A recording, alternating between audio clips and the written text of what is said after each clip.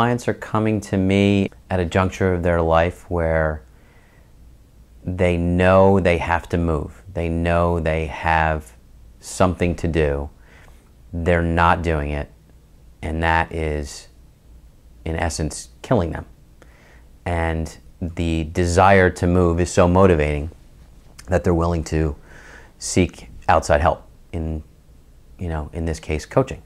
For me, I see a reoccurring theme about these people knowing that they can do great things and being on that edge and feeling that they have to move. So there's a feeling of this, they have to do it. They don't know why they're not.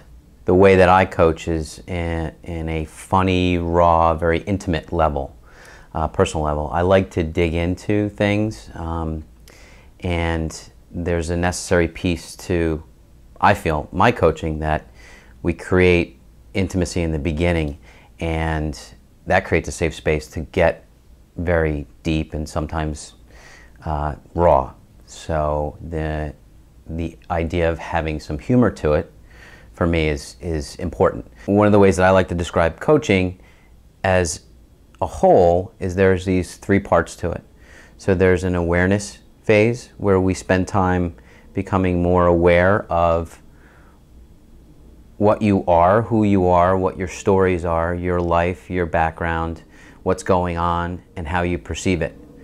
And sometimes it's lighthearted, sometimes it's deep and dark and dirty, but there's that time period that is there to really dig in deep and become more aware.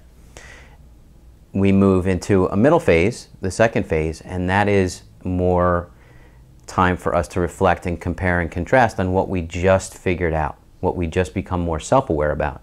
So in that middle phase, there's this comparing and contrasting. Do I like this? Do I not like this? What do I want to move forward with? What do I want to leave behind? So there's a chance at that point to challenge limiting beliefs.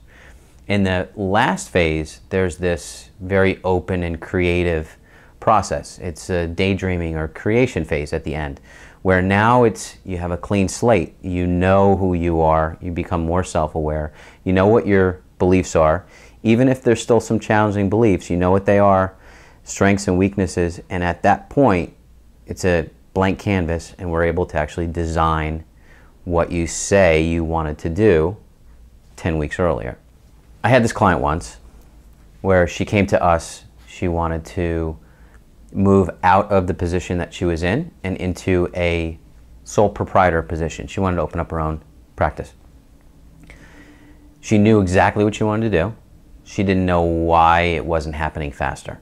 So for that client to go through coaching with me, she ended up opening up, after probably about 10 months, opening up her own coaching practice, and is a stellar coach now, and her monetary numbers are off the charts.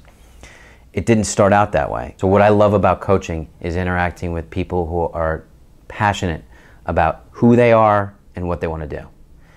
That, to me, really gets my juices going.